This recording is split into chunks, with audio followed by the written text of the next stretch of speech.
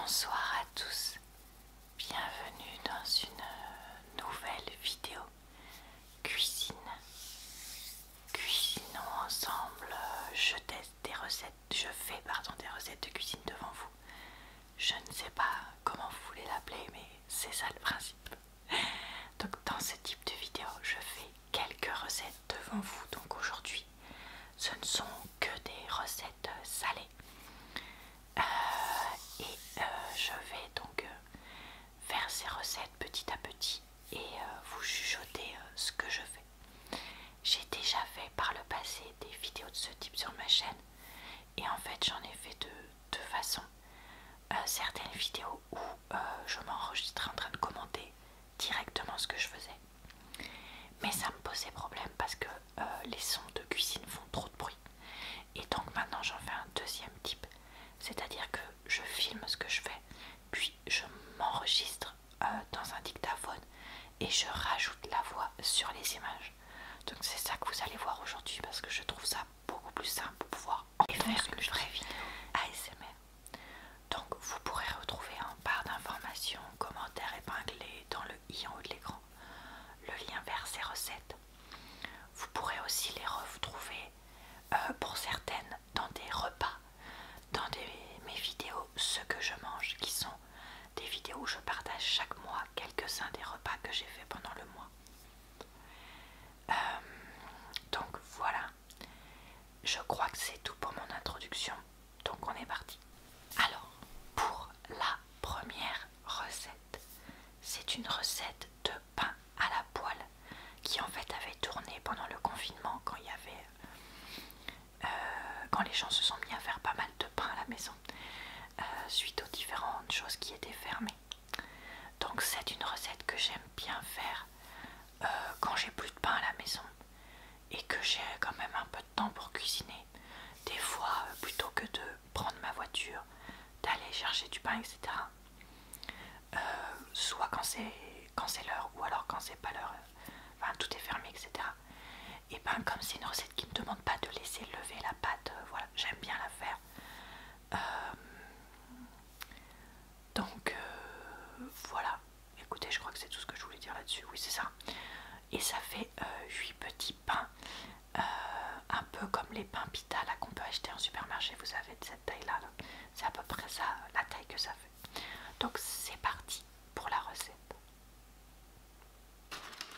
Alors, première recette, comme je le disais, donc je commence par prendre un petit peu de farine complète d'épeautre qui vient de chez Aldi. Je voulais alterner la farine blanche et la farine plus complète pour avoir des pains nutritionnellement plus intéressants. Donc voilà pour ça. Donc là j'avais mis à peu près 150 grammes je crois de farine d'épeautre et j'avais descendu voilà à 100 grammes. Donc oui, j'avais mis 150 grammes au début, mais je m'étais dit que ça ferait trop. Et après, j'avais pris de la farine de blé bio classique, qui, il me semble, venait aussi de chez Aldi, pour compléter tout ça. Donc là, j'avais une fin de farine, donc j'en rajoute un autre paquet. Et j'ai mis au total donc pas mal de farine quand même, puisque j'ai mis 400 grammes.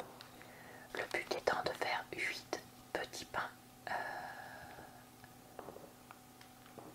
dans cette recette. Et j'ai rajouté 50 grammes. Et en fait, vous verrez que dans la suite de la recette, j'en ai remis encore, puisque en fait, je manquais de farine. Alors, pour faire un peu lever ces pains, j'utilise de la levure chimique. Celle-ci vient de chez Lidl. Parce que le gros avantage justement de cette recette de pain à la poêle, c'est qu'il n'y a pas de temps de lever et qu'il ne faut pas de levure de boulanger, de la levure chimique suie. Donc j'ai mis le sachet en entier. J'ai ensuite ajouté, vous voyez, tout ça de sel. Donc je crois qu'il y en avait un poil trop, mais tant pis.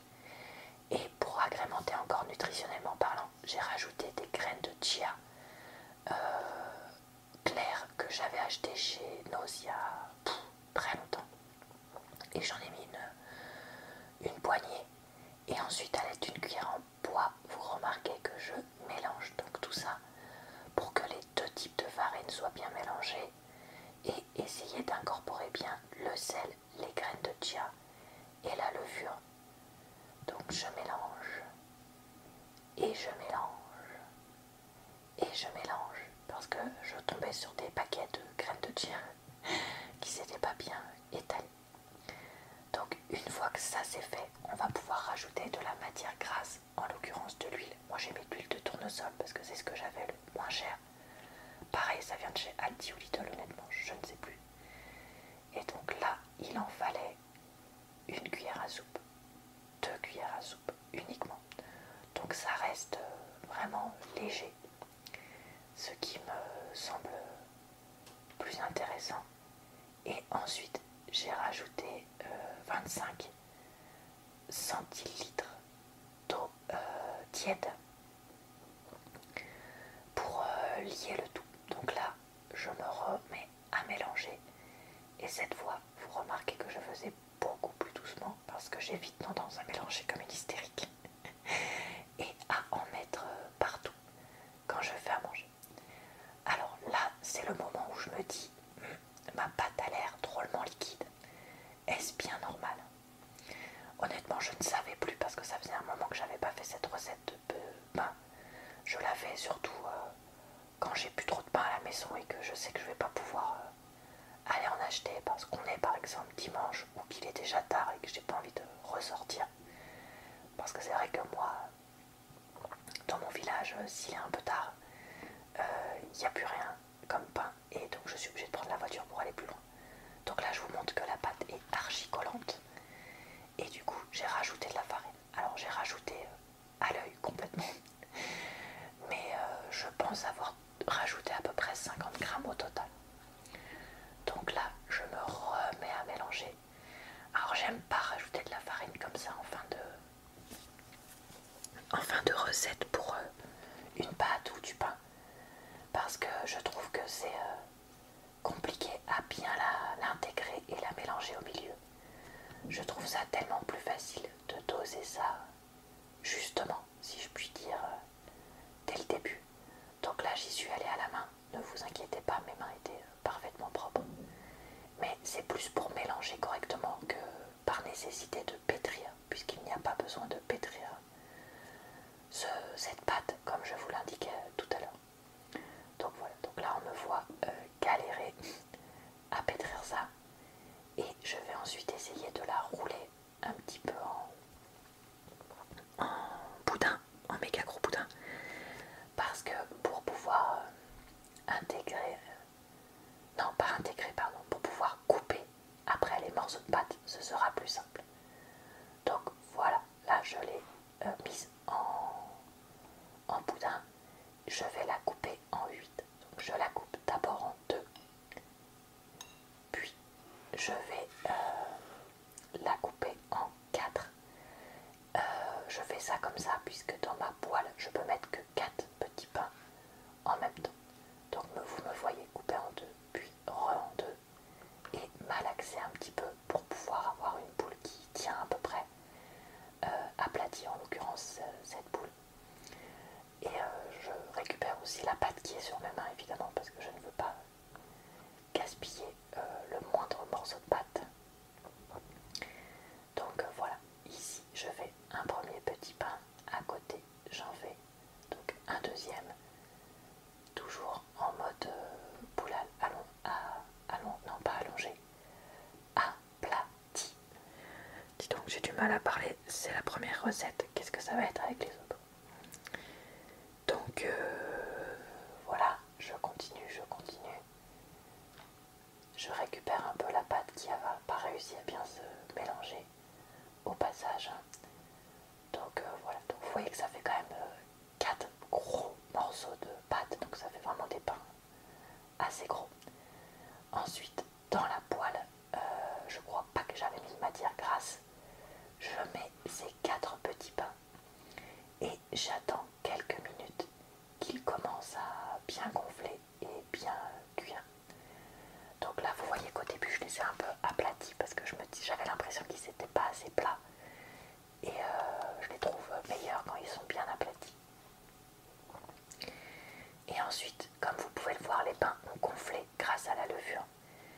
je les retourne pour qu'ils soient un petit peu dorés de chaque côté. Ça prend 5 bonnes minutes par côté et une fois qu'ils sont bien dorés de chaque côté, je les mets à refroidir dans une assiette. Et à la fin, comme vous pouvez le voir, ça me fait 8 petits pains bien gonflés qui sont bien moelleux à l'intérieur et qu'on peut donc manger en accompagnement de plein de plats différents et ils sont très bons. Chose que je voulais vous montrer, c'est pas une vraie recette, mais c'est que ce jour-là j'ai fait des gnocchis pour accompagner différents plats, notamment la recette qui va suivre. Donc j'ai juste pris des gnocchis tout faits, Lidl je crois. Donc voilà, c'est pas pour dire que waouh waouh waouh, mais c'est juste pour montrer que quand je fais une session de meal prep, c'est-à-dire où je cuisine plusieurs plats d'un coup, comme je le fais toujours dans les vidéos que je vous montre comme ça, et ben voilà, vous voyez, je fais vraiment plusieurs choses. Donc on a déjà fait les pains à la poêle, là on va faire les gnocchis et on fera ensuite une troisième recette le même jour. Donc voilà, donc allez, on fait des petits gnocchis.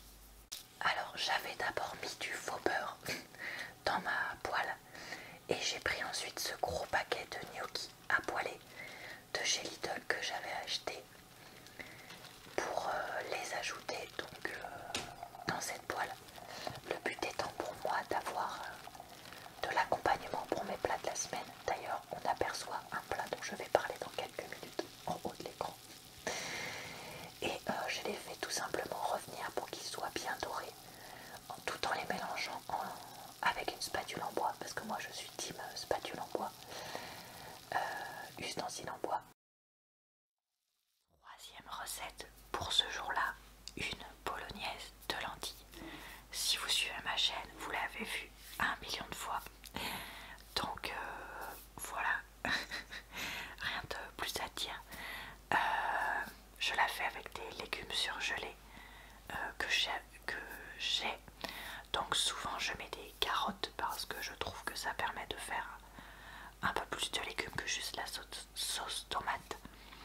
Je vous ai déjà montré cette recette, mais bon, je me suis dit allez, c'est pas grave, on la refait. Pas de soucis, donc voilà. Donc voilà, c'est parti pour ça. Alors, petit nettoyage du plan de travail parce que j'en avais mis un peu partout avec mes pains et la farine précédemment. Donc toujours faire ça pour avoir un plan de travail propre. Ensuite, je prends un petit bol Ikea et je prends des lentilles vertes ainsi que des lentilles. Donc les lentilles vertes, c'était les lentilles de montagne bio Aldi qu'on trouve chez eux. Et vous voyez là, j'ai des lentilles roses de la marque Happy Bio. Et je prends celles-là parce qu'elles cuisent aussi en 25 minutes environ comme les vertes. Donc j'essaye de mélanger des lentilles qui ont le même temps de cuisson. Donc évitez celles qui cuisent très longtemps comme les belugas ou à l'inverse pas très longtemps comme les lentilles corail. Donc je ramasse toutes les graines parce que vu le prix que ça coûte, voilà. Je mets ça ensuite dans le bol de mon robot compagnon avec le mélangeur et je rajoute de la sauce tomate. Donc là c'était de la sauce tomate bio Lidl spicy, plutôt une conserve de tomates concassées. Là je prends de la chair de tomate neutre entre guillemets de chez Leclerc. Pareil, je mets la boîte de conserve en entier parce que là j'avais mis quand même pas mal de lentilles. Je mets ensuite du sel. J'en mets pas mal parce que j'aime bien que ça ait du goût, même si je sais qu'il faut éviter d'en mettre trop. Un peu d'échalote, celles-là viennent aussi de chez Aldi. Je mets du poivre. Donc là, ça c'est mon poivre qui est dans un... Comme j'en achète en méga gros pot, je le transvase dans des pots plus petits. De l'origan parce que ça va toujours tellement bien avec tout ce qui est à base de tomates. De la coriandre parce que mon chéri adore ça et comme le but c'était qu'il en mange aussi de ce plat, j'en ai ajouté. Et un peu d'herbe de Provence parce que je m'étais dit allez soyons fous, j'aime bien assaisonner, donc je relève aussi avec un peu de gingembre. Et là j'étais à la fin du pot donc ça marchait pas. Je rajoute une demi-conserve d'eau juste au classique et en légumes j'utilise la plupart du temps des carottes surgelées. Parce que franchement les carottes, ça j'ai trop la flemme de les découper. Sachant que les surgelées elles coûtent pas cher, donc souvent je prends les surgelées. Quand je sais que je vais pas avoir besoin de congeler le reste du plat. Parce que si je sais que je fais un plat où je vais en congeler la moitié, dans ce cas là je prends pas de surgelé parce que je préfère éviter. Mais là voilà. Et là je crois que c'était la fin du paquet, donc j'ai tout mis. Ensuite je programme donc mon robot à 100 degrés pendant 40 minutes pour être sûr que les lentilles soient bien cuites. Et voilà ce que ça donne, une bonne bolognaise de lentilles, carottes, que j'accompagne par des pâtes. Là c'était des gansettes que j'avais cuites, histoire d'être méga giga calée.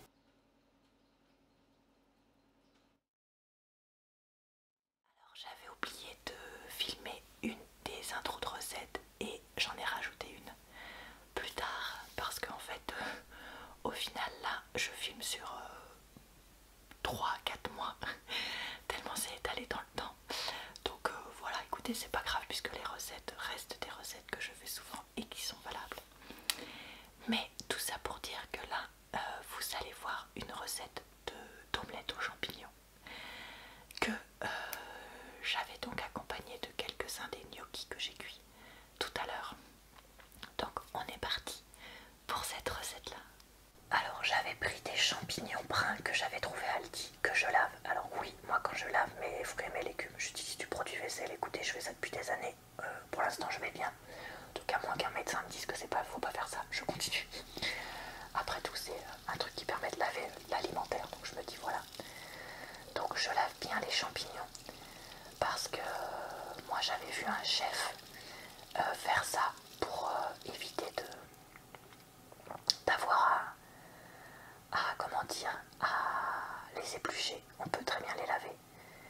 Donc voilà, du coup, je coupe ces champignons donc en morceaux. Je suis en train de me rendre compte que j'ai filmé en fait sur 3 jours différents, je crois, parce que j'ai 3 fois du vernis différent.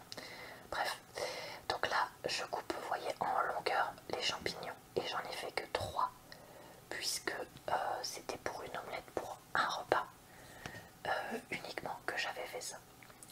Donc 3 champignons me suffisent, même si c'est chargé en champignons parce que moi j'aime ça. Je les mets dans ma petite poêle parce que je me suis dit que pas besoin de prendre plus, ça suffirait. Et d'ailleurs on voit les pains de tout à l'heure qui cuisent. J'ai balancé un champignon à côté, donc je le ramasse et je le remets dedans et je les mélange pour qu'ils précuisent un moment parce que sinon je trouve que des fois ça rend beaucoup tôt les champignons, donc je veux être sûre qu'il n'y ait pas de soucis de ce point de vue là. Donc voilà, ça cuit, ça cuit, ça cuit tranquillement pendant quelques minutes. Ensuite je casse les œufs directement par dessus parce que je suis une feignasse et que j'ai la flemme de prendre un bol.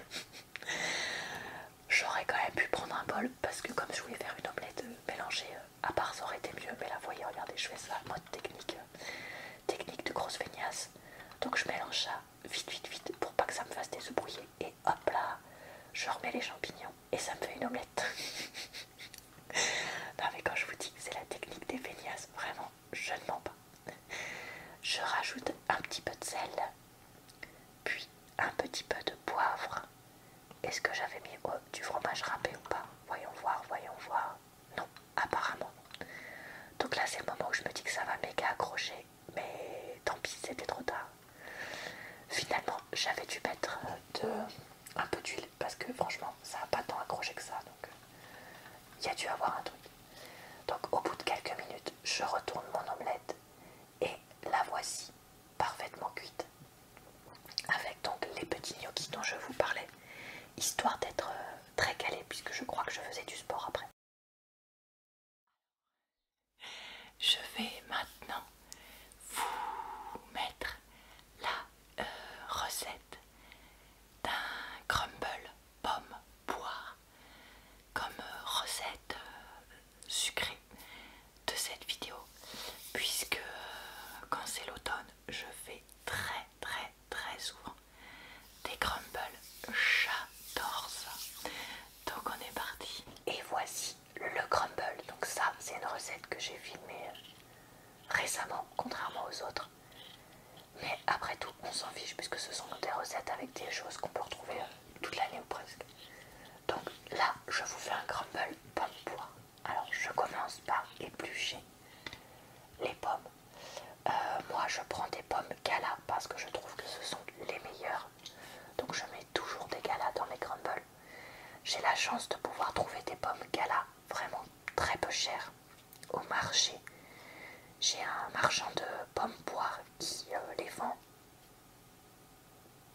je vais pas dire une bouchée de pain, mais presque. Donc voilà. Comme toujours, je cuisine avec un couteau à pain, me demandez pas pourquoi. Voilà, c'est comme ça.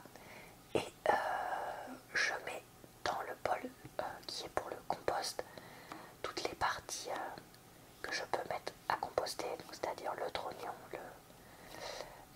comment ça s'appelle, la peau, etc. Donc vous remarquez que je coupe finement les pommes, puisque moi quand je fais un crumble, je les fais pré-compoter dans une casserole, on va voir ça tout à l'heure. Et pour que ça cuise plus vite, je prends quelques minutes de plus quand je les coupe, mais je les coupe fin. D'ailleurs, je suis en train de me rendre compte qu'en fait, on voit le... Alors attendez, si ça a 2 poignées, c'est pas une casserole, je crois qu'on dit un faitout, non? Vous me direz en commentaire si je dis n'importe quoi, parce que c'est moitié possible quand même que ce soit le cas. Donc voilà, j'attaque ensuite une deuxième pomme, donc toujours une gala quand je vois la peau. J'en profite d'avoir un peu de temps, mais en même temps de vous parler, pour vous demander, est-ce que vous avez des recettes végétariennes ou véganes incontournables que vous ne m'avez jamais vu tester? Je sais pas moi, une recette de brioche, une recette je sais pas moi, de légumes farcis, j'en sais rien, enfin un truc qui est pas trop dur non plus, parce que sinon laissez tomber. Moi j'aime cuisiner, mais j'ai pas envie que ça dure des heures et des heures et des heures non plus, parce que malheureusement j'ai pas le temps à cause de mon travail. Donc voilà, si jamais vous avez des idées de recettes qui pourraient me convenir, que vous faites chez vous ou que vous connaissez sur internet, eh bien n'hésitez surtout pas à me les partager. Alors je ne vous promets pas que je vais les tester tout de suite, mais honnêtement en ce moment là j'ai envie de tester peut-être d'autres recettes, donc je me dis que ça peut être l'occasion, si vous avez des choses à me recommander, de tester des nouvelles choses. Après, si personne ne me recommande rien, j'irai piocher dans mes livres de cuisine sur internet, hein, je vous rassure. Je ne suis pas complètement démunie quand même, même si des fois j'ai l'impression. J'ai quand même voilà, des moyens de trouver des choses, mais c'est juste que on aime bien souvent passer par des recommandations des autres. Alors ensuite, comme je vous disais que c'était un crumble pomme poire, j'ai pris des poires incroyables. Je ne me rappelle plus combien j'en ai mis, et il me semble que c'était des poires de variété comice. Mais j'ai un doute, parce que pour moi les comices, elles n'ont pas la peau aussi verte. Si. Franchement, je m'en rappelle plus. Il y a beaucoup de variétés chez les poires et les pommes, alors j'ai du mal à me rappeler qui est quoi, surtout chez les poires, parce qu'en fait, je me rends compte avec les années que les poires, j'en mange de moins en moins, vu que ce sont des fruits assez fragiles qui sont pendant très longtemps pas mûrs, et puis d'un coup mûrissent et sont à consommer tout de suite dans l'heure presque. C'est un peu comme les avocats. C'est en train de me faire penser, parce que les avocats c'est pareil, ils sont pas mûrs, ils sont pas mûrs, ils sont mûrs et une seconde après ils sont trop mûrs. Ils sont restés mûrs comme il fallait, 10 secondes quoi. Donc là la poire était justement pas assez mûre, comme vous pouvez le voir en me voyant galérer pour la couper. Mais c'est pour ça que je me suis dit qu'elle pouvait aller dans le crumble, parce que le fait de la faire compoter, je me suis dit, lui permettrait d'avoir quand même toute sa saveur et un côté très crémeux, et effectivement c'est ce qui s'était passé. Donc vous remarquerez peut-être ou pas que je coupe la poire de façon extra fine, encore plus fine que les pommes, parce que justement elle était quand même assez dure, donc elle allait nécessiter un temps de cuisson un petit peu plus long que les pommes. Je crois que je parle hyper vite depuis tout à l'heure et que du coup c'est pas du tout relaxant. Désolée, je suis un petit peu stressée. Et puis j'ai toujours l'impression que je vais pas avoir le temps de dire tout. Bon, je vais essayer de parler plus doucement, parce que là on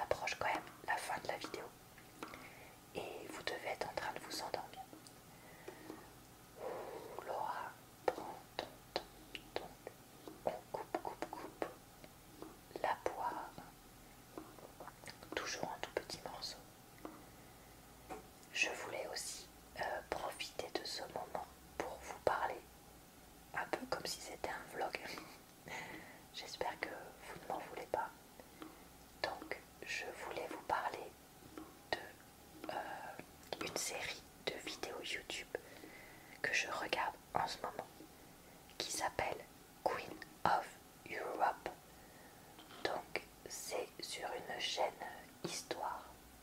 Ah, je reviens vers les pommes dans la vidéo. C'est sur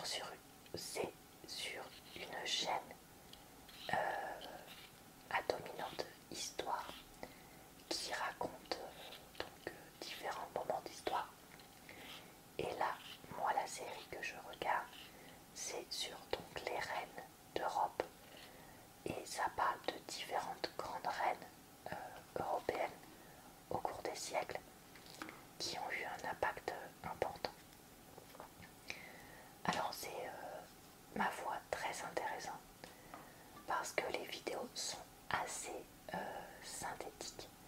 Elles durent 15 à 20 minutes si je dis pas de bêtises. Et elles présentent donc la naissance, l'enfance et le mariage de la reine, puisque si c'est une reine d'Europe, elle s'est dans 99% des cas mariée à un roi. Et on voit les différences dans ces reines-là. On remarque que certaines d'entre elles ont eu accès à une éducation plus complète, d'autres moins. Et certaines étaient réputées pour être très belles, d'autres pas du tout. Et on apprend donc à quelles personnes elles ont été mariées. Et ensuite, qu'est-ce qu'elles ont fait entre guillemets pour rester un peu dans les mémoires, plus particulièrement. Donc, est-ce qu'elles ont participé à certaines réformes de leur pays? Est-ce qu'elles arrivaient avec un patrimoine militaire ou immobilier important? Enfin, vous voyez différentes choses. Pendant ce temps-là, j'attaque ma 4e pomme. Et donc voilà, donc comme moi, je le répète tout le temps, mais j'ai vraiment une culture historique très très très faible. Ce n'est pas du tout mon domaine et généralement ça ne m'intéresse pas énormément, je vous avoue. Eh bien je me refais un petit peu les bases de l'histoire à travers ça, puisque ça me permet de voir un petit peu qui était roi où et à quelle époque, et aussi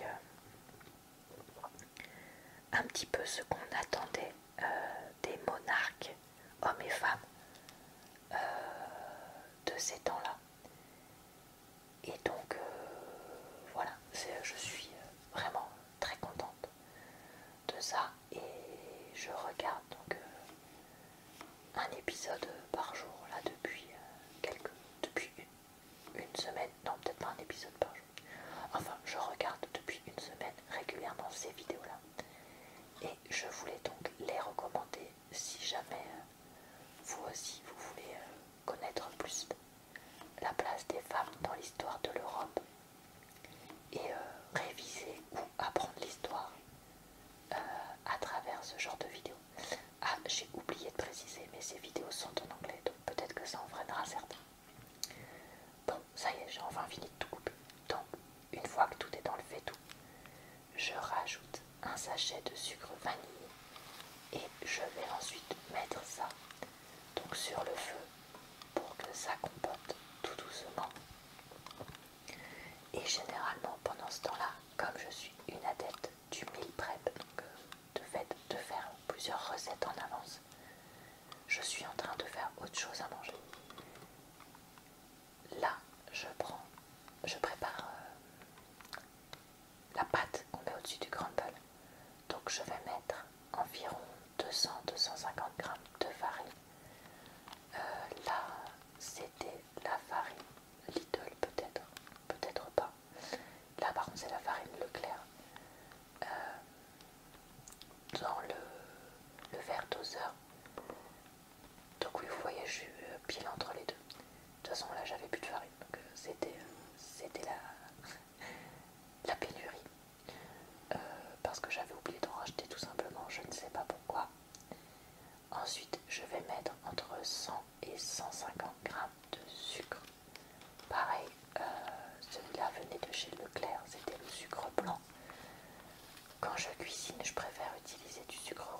c'est vrai que j'avais ce sucre blanc qui traînait, donc je me suis dit bon, pour un crumble, c'est pas grave, on peut mettre du sucre blanc.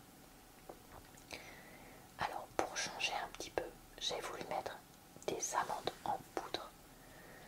Et comme je voulais faire un crumble avec beaucoup de pâtes, parce que sinon mon chéri n'en mange pas, j'ai rajouté, je crois, à peu près l'équivalent de 50 grammes en dosage farine d'amandes en poudre. Et là, j'ai mis entre 10 et 15 centilitres d'huile. Et j'ai dû très probablement utiliser encore l'huile de tournesol, puisque quand c'est pour des recettes comme ça, je prends l'huile neutre la moins chère que j'ai dans mon placard. Donc souvent c'est le tournesol ou colza, ça dépend ce que j'ai. Il me semble, si je dis pas de bêtises, que l'huile de colza est un petit peu plus chère que le tournesol, mais j'ai un doute. Donc moi je ne mélange pas la pâte à crumble à la main, je fais ça à la spatule, parce qu'avec les dosages que je fais, j'arrive à me passer de faire ça à la main, et tant mieux puisque je déteste le faire à la main. Là ça manquait un petit peu d'huile, donc j'en ai rajouté un petit peu pour que ça fasse vraiment, vous voyez, ces petites miettes de crumble. Alors il faut que ça fasse des petites miettes comme ça, mais pas non plus trop, parce que le but ce n'est pas de faire des gros paquets de pâtes ou de vraiment lier la pâte, mais justement de faire des petites miettes. Donc là je trouvais ça pas mal du tout. Je vais en même temps surveiller régulièrement que mes pommes compotes, mes pommes poires compotes, là vous voyez ça commence à se déliter en morceaux, donc c'est le moment où je vais pouvoir arrêter le feu, parce que ça va finir de cuire dans le four, donc je n'ai pas besoin non plus de mettre ça parfaitement compoté. Je prends un grand plat pour verser le mélange pomme-poire, et comme c'est moi, je vais aller chercher jusqu'à la dernière miette pour ne pas gaspiller. Vous remarquez que ça fume bien, donc c'était bien chaud. Alors là je cherche les derniers morceaux. Voilà, parce que je déteste le gaspillage alimentaire, donc j'essaye vraiment de faire au mieux pour l'éviter. Ensuite j'étale du mieux que je peux les fruits, et je vais rajouter la pâte que j'ai préparée avec vous juste avant, donc ces petites miettes. Donc quand je verse, j'essaye de répartir la pâte dans le plat pour qu'elle puisse être de hauteur homogène partout. Bon, très sincèrement, ça marche plus ou moins. Soyons honnêtes. Donc là, vous voyez, je mets les derniers bouts, et je vais ensuite, toujours avec ma spatule en bois chérie, homogénéiser à peu près le tout. Je fais cuire le crumble environ 30 minutes à 180 degrés, en même temps que d'autres choses dans le four. Et je vous invite à aller dans mes vidéos ce que je mange pour voir le résultat. Voilà, et bah écoutez, j'espère que cette vidéo vous a plu, relaxé, diverti, tout ça. Je vous retrouve très bientôt pour une nouvelle vidéo du genre, parce que je vais essayer d'en poster régulièrement, même si bon, ce n'est pas parfait évidemment. Je vous retrouve sinon, comme je vous disais dans mes vidéos, ce que je mange, et tous les jours ou presque sur ma chaîne pour de nouvelles vidéos. Je vous souhaite donc une bonne soirée, une bonne nuit ou une bonne journée, et je vous dis à très bientôt dans une prochaine vidéo.